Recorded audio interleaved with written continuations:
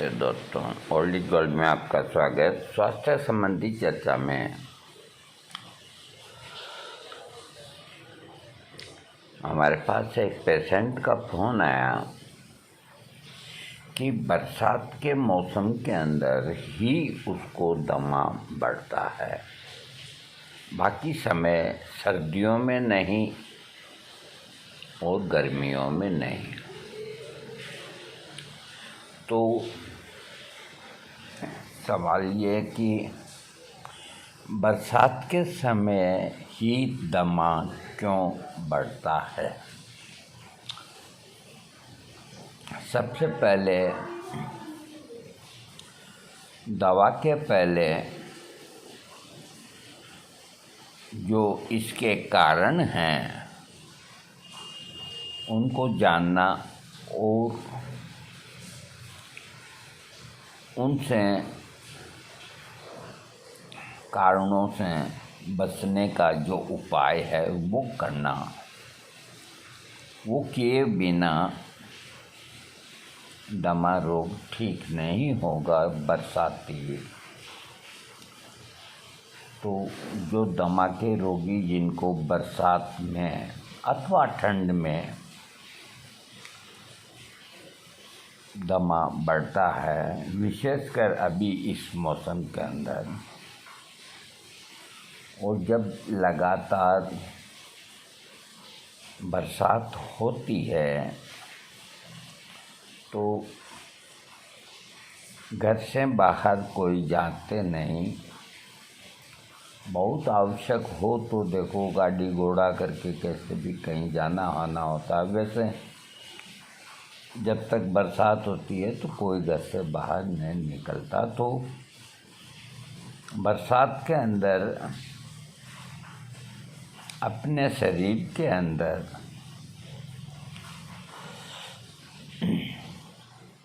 एक तो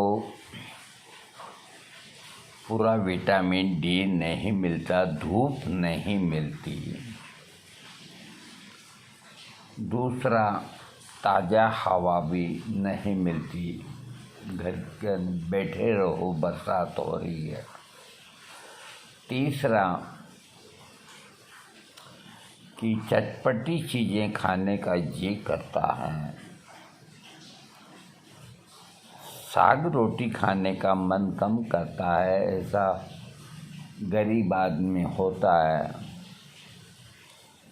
तो वो लहसुन की चटनी तड़का लगा के रोटी खाता है, तो उसके लिए एक वो बहुत बड़ी दवा है। हर आदमी लहसुन नहीं खाता और वो लोग सिल बट्टे के ऊपर लहसुन को बांट करके और बढ़िया छोंक लगा के और खाते हैं। तो उस लहसुन में सारे गुण विद्यमान होते हैं। तो उनका जोर इस मौसम के अंदर लहसुन पे रहता है और ये एक तरह से उनका सुरक्षा कवच है। इस नमी से उनको बचाएगा, इस ठंड से उनको बचाएगा और ये दमा वगैरह इस तरह का जो होता है उससे बचाएगा। पेट में गैस नहीं बनेगी और शारीरिक परिश्रम वो करते ही हैं दिन भर। तो उन लोगों को ये वरदान है। आम जो आदमी घर गृहस्थी वाला है वो क्या करे। अभी मैं लेटा हूँ, आधा लेटा आधा बैठा हूँ। मेरे मन में ख्याल आया कि बाहर क्यों नहीं गया मैं। तो इसलिए नहीं गया कि बरसात हो रही है, छींटे लगेंगे, ठंडी हवा लगेगी, तो जिनको दमा, अस्थमा या एलर्जी जो भी है और इस ऋतु में बढ़ती है, बरसात के ऋतु के अंदर, उनको मैं कोई ऐसी चीज़ें नहीं बताऊंगा कि जो आप उसको एक उलझन भरी बात समझें। एक तो ये कि जो जिनकी आयु 45 साल से ऊपर है, कितनी हो, वो पूरे बारिश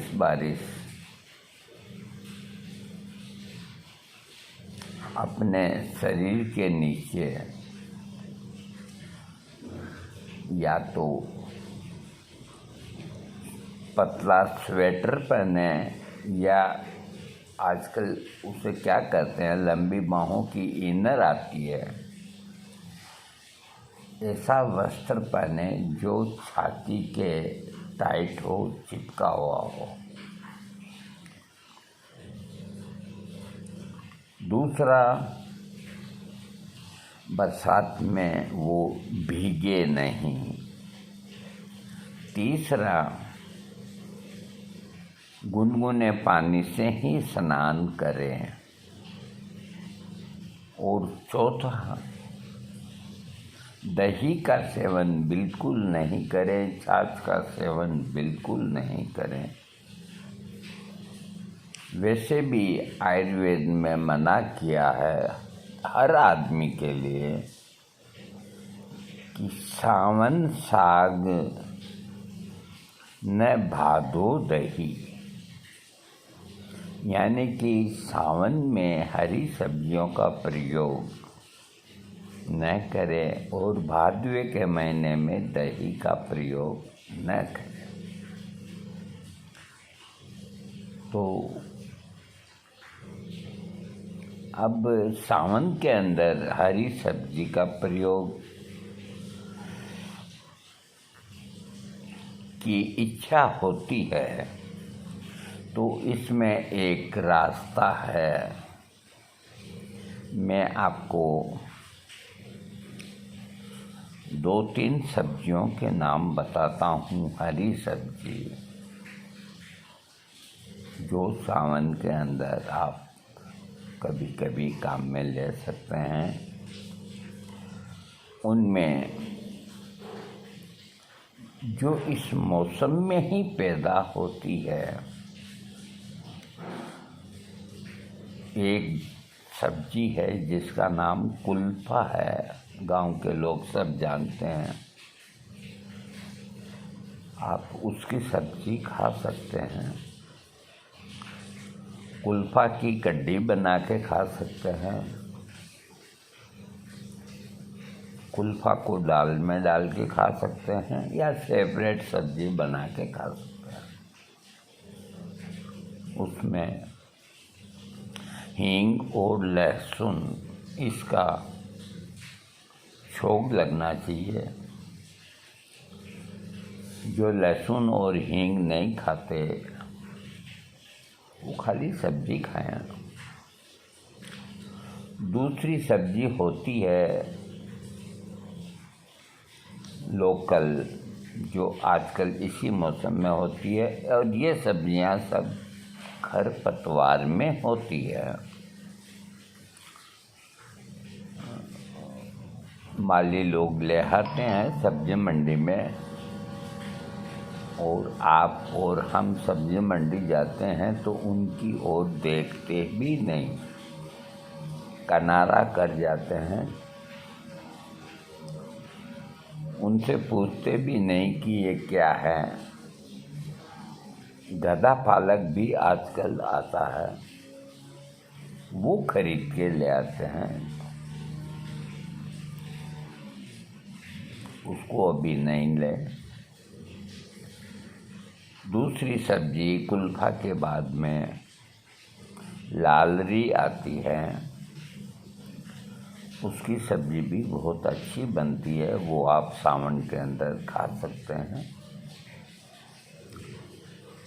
तीसरी सब्जी चंदलाई आती है, वही खरपतवार में पैदा होती है, उसकी सब्जी खा सकते हैं। चौथी सब्जी,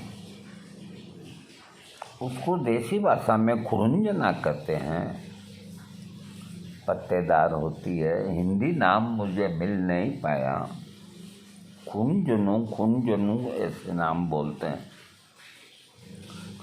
उसके इतने बड़े बड़े पत्ते होते हैं शीशम जैसे, और वो यूं ही पैदा होती है, उसकी सब्जी आप खा सकते हैं। करेले के अंदर इस वक्त कीड़े पड़ जाते हैं, न खाएं। और इस मौसम के अंदर जो गोभी आती है या कोई मूली आती है, उनका प्रयोग न करें। कद्दू की सब्जी आप 12 ही महीना खा सकते हैं। इस मौसम में कद्दू की सब्जी के अंदर लहसुन और हरी मिर्च डाल के बढ़िया बना के रोटी से खाएं। और दमा जिनको होता है बरसात में दमा, वो कभी कभी मिट्टी के बर्तन में कड्ढी बना करके छाछ के, और उसको 7 उफान दें। जैसे वो उफनने लगती है, एक तरफ कर दें, फिर आंच पे लगाएं, फिर उफनने लगती है, एक तरफ कर दें, फिर 7 उफान दी हुई कड्ढी किसी भी मौसम में आप इसमें रोटी डाल के चूर के कैसे भी चपाती से ये खाएंगे, ये एक तरह की दवा बनती है। आजकल पता नहीं औरतें कुकर में बनाती है या किस में बनाती है, कड्डी का स्वाद ही नहीं आता। कड्डी क्या चीज़ होती है? कड्डी चाक से बनती है, चाक से, और मिट्टी के पात्र में 7 उफान लगा के जो कड्डी का टेस्ट बनता है, तो आपको दूसरी कोई सब्जी की आवश्यकता नहीं होगी। तो 5-7 दिन में सुबह के खाने में दमा का जो रोगी है, जिसको बरसात में दमा होता है, वो कड्डी का प्रयोग कर सकते हैं। और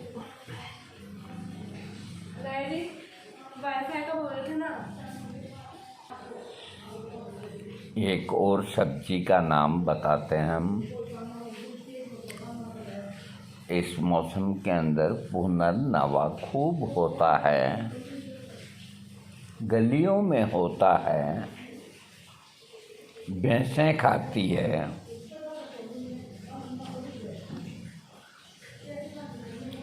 बाजार में इसीलिए कोई लाते नहीं है क्योंकि उसको चारा समझते हैं।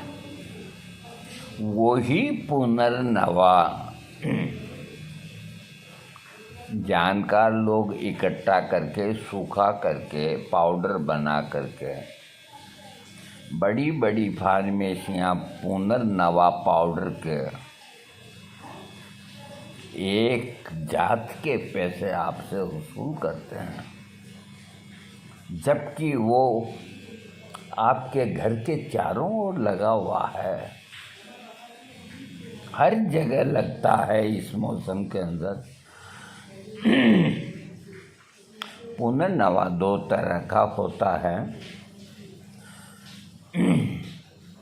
अठन्नी के आकार का गोल पत्ता हो और उसकी किनारी लाल हो, वो पुनर्नवा सबसे श्रेष्ठ होता है।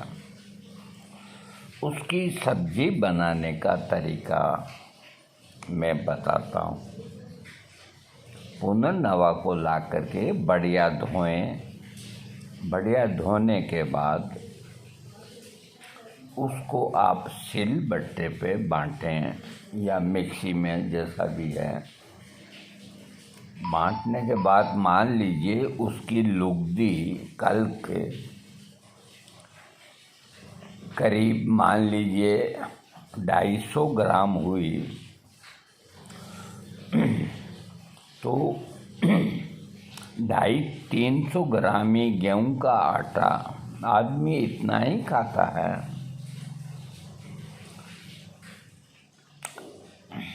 उसके अंदर वो कुछ कम ज़्यादा कर सकते हैं। आटे के अंदर जो चपाती बनाते हैं तो आटा रोनते हैं चपाती के लिए, उसके अंदर आधा पुनर्नवा का कल्क और वो आटा, तो उसका रंग हरापन लेके थोड़ा होता है। और उसकी थोड़ी मोटी मोटी, आपकी जितनी भूख है, 3 चपाती, 2 चपाती, 4 चपाती, इससे अधिक नहीं, वो बनाएं और उसको चपाती की तरह खाएं। किसी सब्जी में और मैं दाल में चूर करके। मैं एक बात बताता हूँ जो आज तक किसी ने नहीं बताई आपको, किसी ने भी नहीं बताई। मेरा दावा है ये, अगर बताई है तो मुझको आके कहे, क्यों नहीं बताई, जानते ही नहीं है।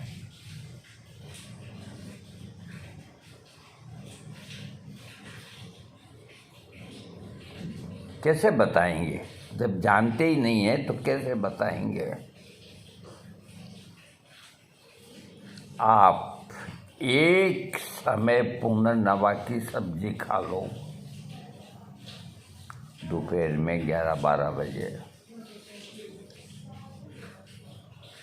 उसके 2 घंटे बाद आपको ऐसा लगेगा कि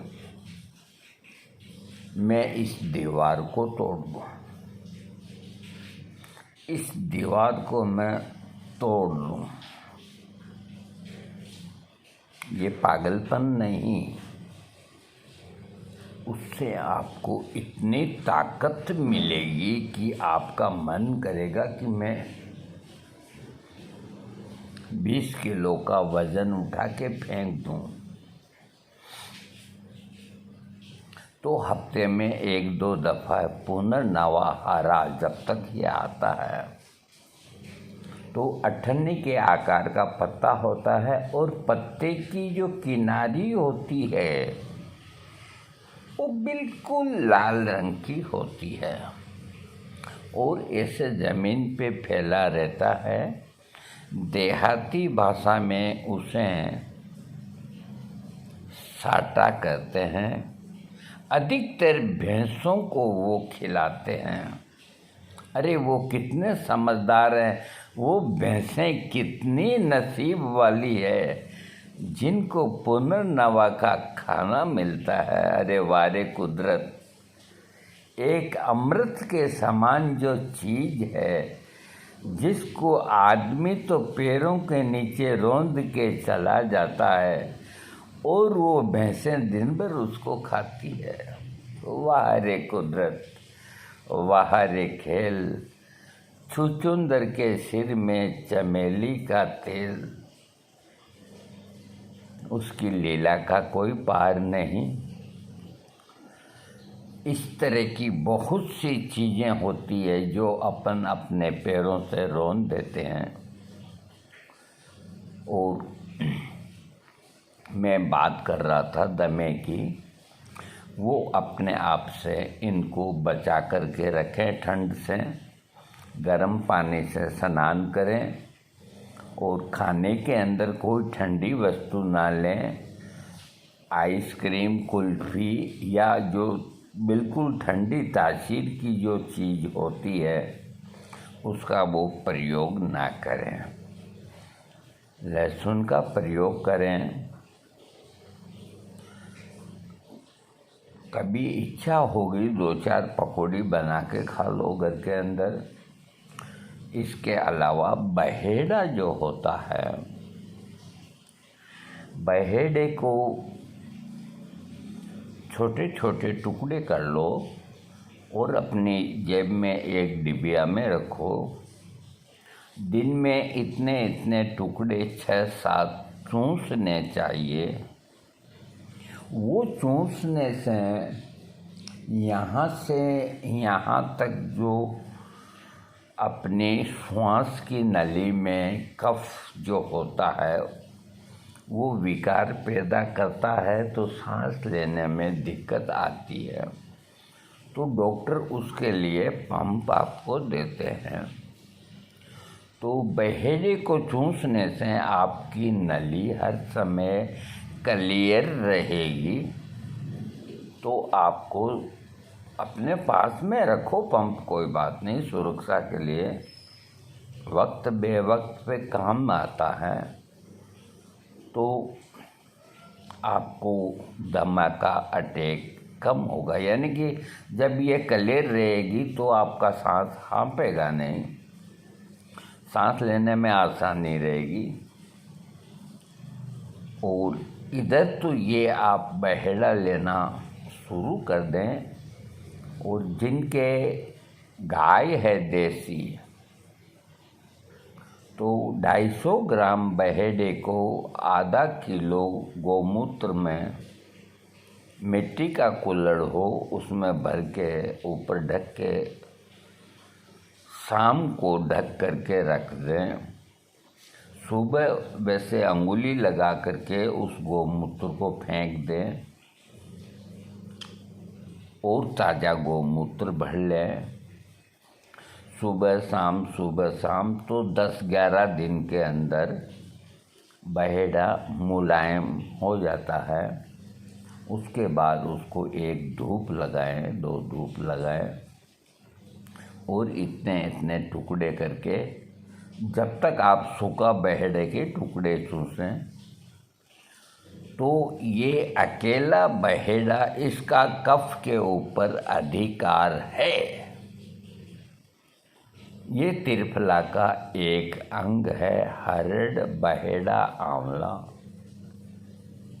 हरड़ बहेड़ा आंवला घी शक्कर से खाए, हाथी दाबे काख में 100 कोस ले जाए। ये गलत नहीं है, घी शक्कर से खाना। त्रिफला को हरड़े बहेड़ा आंवला, त्रिफला घी शक्कर से खाए तो घी असली होना चाहिए और उसको कटोरी में डाल के खाओ तो इतनी ताकत पैदा होती है। हाथी दाबे काख में 100 कोस ले जाए। तो ये तो देखो एक कहावत है, हाथी बगल में नहीं दबता, लेकिन इतनी शक्ति उसके अंदर होती है। तो ये शरीर के अंदर तीनों दोष होते हैं, वात, कफ और पित्त। तीनों दोषों को शमन करता है इस तरह का त्रिफला रसायन। इसका प्रयोग 2 महीना करें तो बहुत शक्तिशाली आप बन जाएंगे। अब जिनको डायबिटीज है भाई वो तो नहीं कर सकते, कोई उपाय नहीं इसका। इसके अलावा जो बाजार के अंदर आपको विष तेंदुकवटी नाम से गोली मिलेगी। अब आप भी सोचेंगे कि ये कैसा वैद्य है जो कौड़ियों की चीज बताता है। विष तेंदुकवटी यानी कि कुचले को शुद्ध करके जो गोली बनाई जाती है उसमें मामूली काली मिर्च डाल देते हैं उसका नाम ही विष तेंदुक वटी है, तो इस नाम से डरे नहीं, कोई विष नहीं है। आपको 10 ग्राम की डब्बी 20 रुपए की आ जाएगी कालेडा की। इससे सस्ती और क्या होगी, छोटी छोटी गोलियां आएगी। एक रत्ती की इसकी मात्रा होती है एक टाइम। तो जो दमा के रोगी हैं वो सिर्फ बरसात के अंदर और सर्दियों में भी ले सकते हैं। ये शरीर को कंचन करने वाली चीज है और ये लेने से शरीर के अंदर इसको दूध से लेना होगा। जो दमा के रोगी हैं वो कम दूध लें और जो रोगी हैं वो पूरा दूध लें, कोई दिक्कत नहीं, क्योंकि ये कड़वा होता है। एक रत्ती की गोली मुंह में डाली, वो एक एक रत्ती की गोली बनी होती है। पाउडर की शक्ल में न लाएं। विष तेंदुक वटी ऊंजा फार्मेसी छोटी छोटी गोलियां बनाती है, वो थोड़ी महंगी देता है, 40 रुपए की डिब्बी देता है साला। कृष्ण गोपाल कालेडा आयुर्वेदिक भवन, जिला अजमेर। उनके यहाँ तड़क भड़क नहीं, सिंपल गोलियां बनाते हैं वो सस्ती पड़ती है। और दूसरी फार्मेसी की भी कोई, वैसे आपको 10 ग्राम की डब्बी को 40-50 रुपए में मिलती है, 20 दिन चलती है, तो कोई ये रुपये 2 रुपये की खुराक कोई ज़्यादा महंगी दवा नहीं।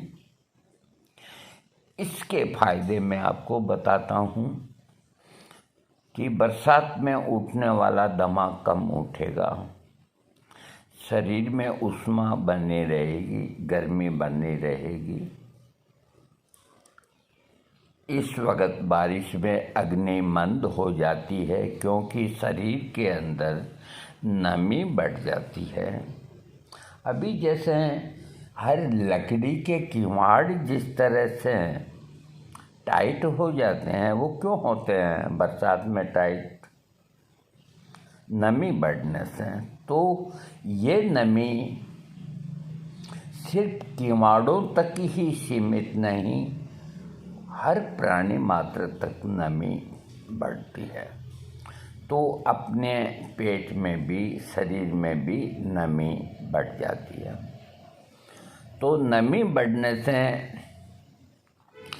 चटपटी चीज़ें खाने का जी करता है, साग रोटी खाने का जी नहीं करता। अब चटपटी चीज़ों में कोई समोसा खाते हैं, कोई कचौरी खाते हैं, कोई क्या बताएं, कोई कुछ खाते हैं, कोई कुछ खाते हैं। तो ये खा तो लेते हैं, लेकिन नमी की वजह से ये डाइजेस्टिव नहीं होती, हजम नहीं होती, तो शरीर में गैस बनती है। गैस बनने से डकार आती है, फिर परेशान होते हैं कि कल नहीं खाएंगे। अब 2 दिन बाद ठीक हुए, फिर चटपटी खाने का मन करता है। तो इन चटपटी चीज़ों की जगह मैं आपको बताता हूँ, आप बेसन का क्या बोलते हैं, जो चीज़ बाज़ार में नहीं मिलती, जो मांसाहारी लोग हैं वो तो अंडे का वो आमलेट बना के खा लेते हैं। ठीक उसी तरह अपने यहाँ भाषा में, लोकल भाषा में चीलड़ा कहते हैं, चीलड़ा। अब आप लोग क्या कहते हैं मैं बता देता हूँ। वो भी पकौड़ी का जो बेसन बनाते हैं वैसे ही बेसन होता है, लिक्विड होता है, उसमें हरा धनिया, जीरा और ये 2-4 चीज़ें, मिर्च मसाले अपने हिसाब से डाल के और वो चपाती की तरह एक जैसा बनता है, चपाती से थोड़ा मोटा बनता है। तो कभी इच्छा होती है चटपटे खाने की तो हाथों हाथ तिल के तेल से 2-3 चीलड़े आप खा सकते हैं। वो पकौड़ी बहुत तेज होती है, पकौड़ी में बहुत ज़्यादा तेल चला जाता है और पकौड़ी बनाने के लिए काफ़ी माथापौड़ी भी करनी होती है। वो चीलड़ा आप 5 मिनट में बेसन घोल के बना लेते हैं। बाज़ार में जाके मैं देखता हूँ एक ठेली के ऊपर, अब इस वक्त तो सबका ही मन करता है चटपटी चीज़ें खाने का, तो लंबे लंबे मिर्च बेसन में लपेट के आधे कच्चे आधे पके लोग खाते रहते हैं। तो अब मैं वीडियो को ख़त्म करने के पहले कुछ ये प्रयोग मैंने आपको बताए हैं। कुचले का सेवन। दूसरा, जो पैसे वाले हैं वो आयुर्वेद में श्वास कास चिंतामणि रस, उसकी 1 गोली सुबह 1 गोली रात को वो लें। ये महंगा आइटम है, 400-500 रुपये का ग्राम आता होगा। जो पैसे वाले हैं वो इसका प्रयोग करें, श्वास कास चिंतामणि रस का। और जिनका कफ सरलता से नहीं निकलता है तो वासा अवले है, ये 1 चम्मच सुबह 1.5 चम्मच सुबह और इतना ही रात को चाट करके ऊपर चाय पिए या जरा सा दूध पी लें। ये अरडूसे से बनता है, ये कफ को सरलता से निकालता है। कफ निकलने के बाद में आपको सांस लेने में दिक्कत नहीं आती। ये बहुत सस्ता आइटम है। इसके अलावा होम्योपैथिक के अंदर ब्लाटा ओरिएंटल नाम का मदर टिंचर आता है। तो ये हर तरह के दमे को ठीक करने में विख्यात दवा है। इसके 30-30 बूंद आधे कप पानी में दिन में 3 बार, चाहे वो दमा बरसाती हो, चाहे ठंड का हो, चाहे गर्मी का हो, ये लगातार लें। ब्लाटा ओरिएंटल मदर टिंचर से जिनको लाभ नहीं मिलता तो वो ब्लाटा ओरिएंटल 200 शक्ति का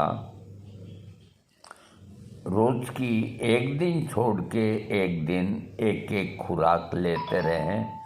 तो जिनको मदर टिंचर से लाभ नहीं मिला वो उनको ब्लाटा ओरिएंटल 200 से लाभ मिल जाएगा। अब आप कल कहेंगे कि हमने ब्लाटा का मदर टिंचर पिया, हमें कोई फ़ायदा ही नहीं हुआ। फ़ायदा जब होगा कि आप थोड़ा आगे बढ़ेंगे, क्यों नहीं हुआ। उसको 200 पावर में आप लें। एक ही दवा, सिर्फ होम्योपैथिक में एक ये दवा। इसके अलावा एक दवा है जिसका नाम है राडोडेड्रन 30 पोटेंसी या 200 पोटेंसी। जब भी बादल बने और दमे के रोगी को एहसास होए कि मेरा दमा बढ़ेगा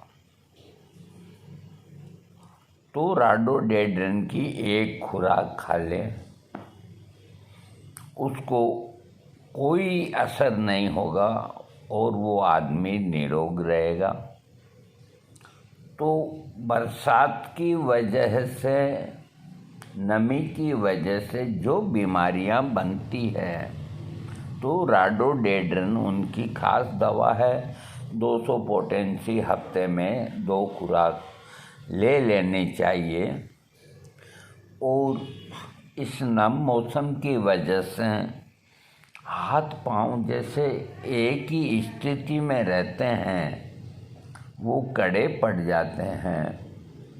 तो कभी कभी रस्टॉक्स जो होम्योपैथिक की दवा है, वो 200 शक्ति का दो एक एक दिन में आप रस्टॉक्स का, दमे का रोगी हो या कोई भी हो, आम आदमी हो, वो ले सकते हैं। तो हाथ पांव कड़े नहीं पड़ेंगे।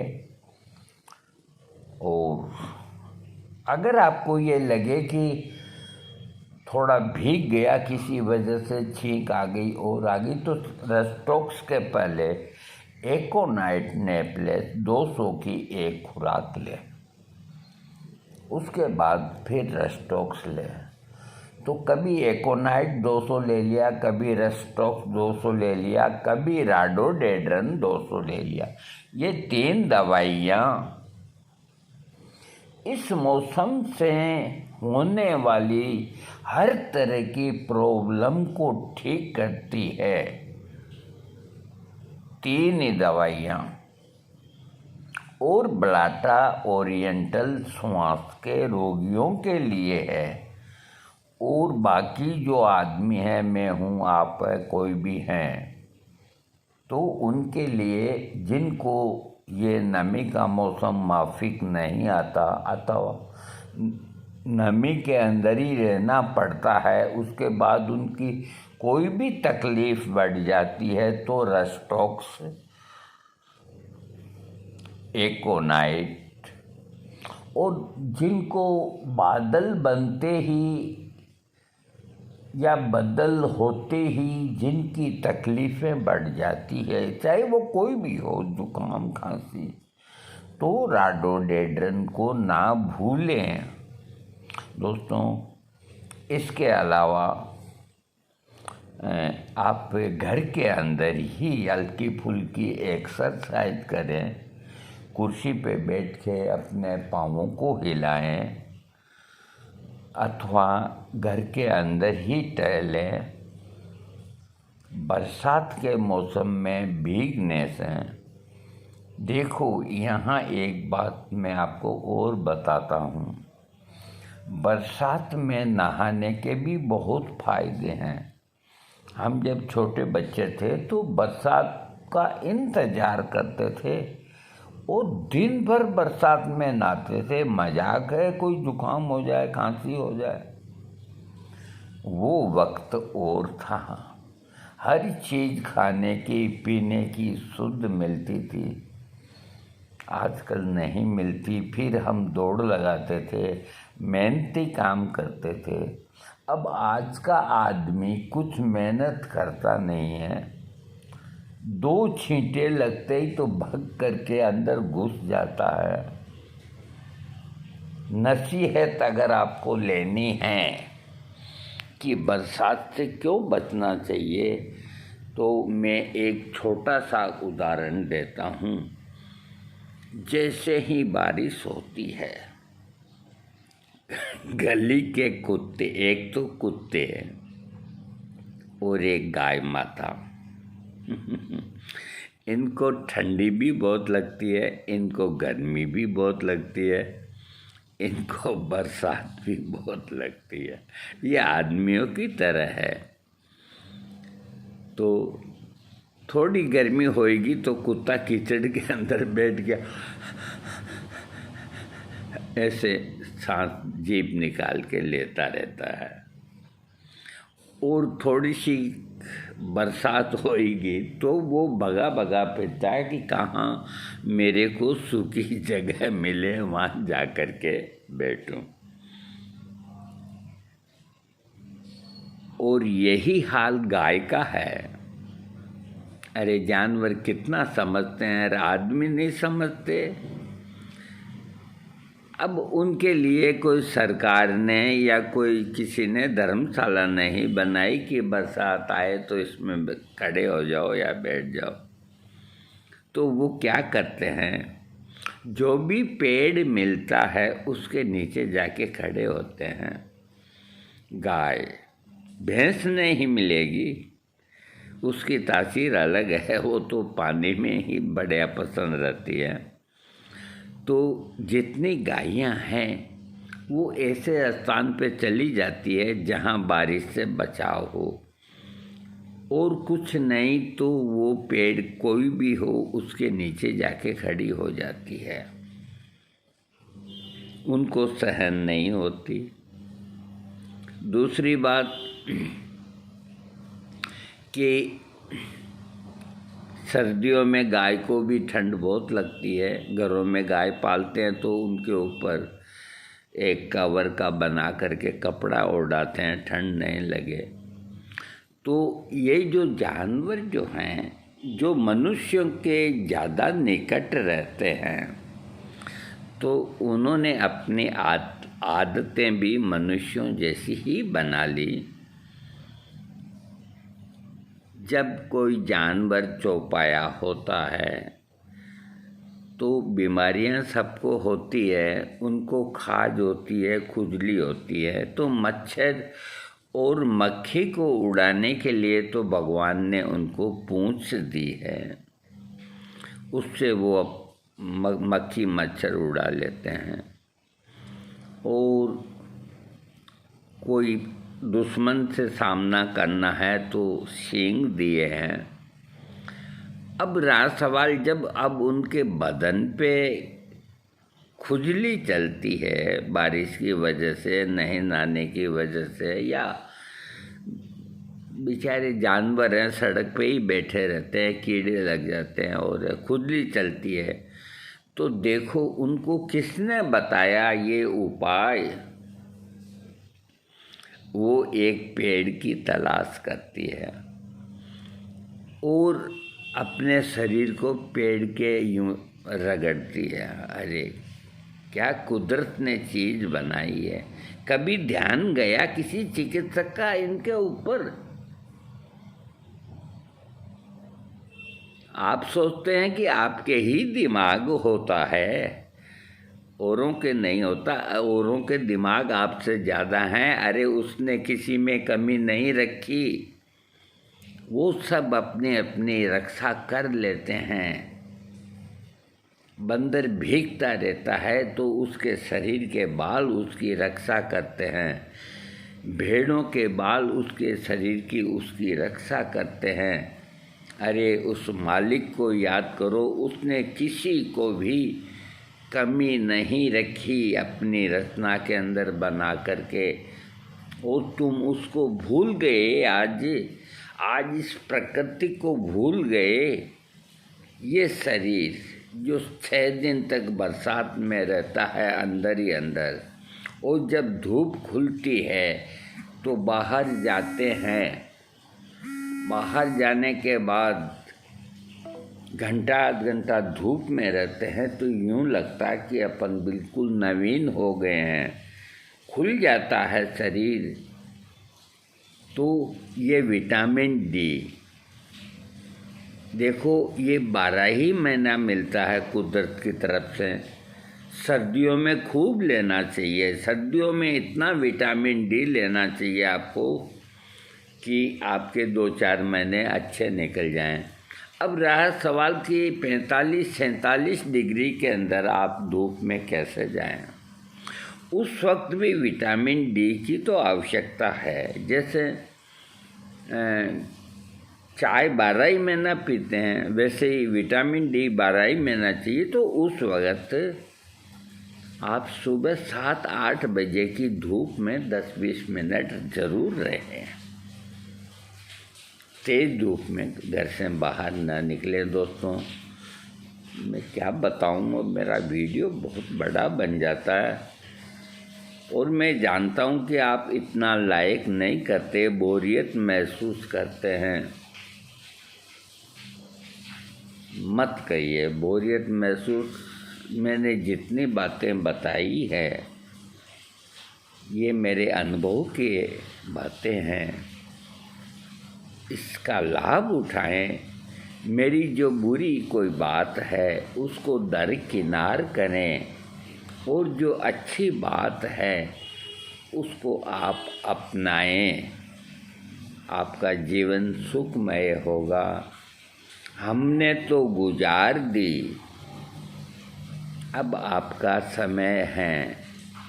आपको तमाम उम्र आने वाली जो भी है मुसीबतों का सामना करना है। आने वाला वक्त कोई इतना अच्छा नहीं होगा। इसमें अपने आप को अगर बचाना है तो इन चीज़ों पे ध्यान दो। त्रिफला का प्रयोग करो, कड्डी का प्रयोग करो, छाछ का प्रयोग करो, गायों को प्रोत्साहन दो, इनका वध ना करो। अरे क्यों वध करते हो? कितने दुख की बात है कि जो दूध देने वाली गायें हैं उनको तो गौशाला अपने पास रखती है, और जब दूध देना बंद कर देती है तो धक्के मार के भगा देती है। अच्छी से अच्छी गायें बेचारी लावारिस घूमती है। ये पशुधन, अरे थोड़ा तो सोचो। स्विट्ज़रलैंड क्या बोलते हैं? स्विट्ज़रलैंड बोलते हैं। देखो हम पुराने आदमी हैं, हमसे शब्द का उच्चारण होने में। वहाँ का राष्ट्रीय पशु गाय है, और अपने हिंदुस्तान में गाय की क्या दुर्दशा हो रही है। गोहत्या बंद नहीं कराई सरकार ने। बहुत दुख की बात है। कोई संत लोग भी आवाज़ नहीं उठाते। दोस्तों, वीडियो अच्छा लगे तो सब्सक्राइब करना, नहीं लगे तो इसको मत सुनना। और क्या है।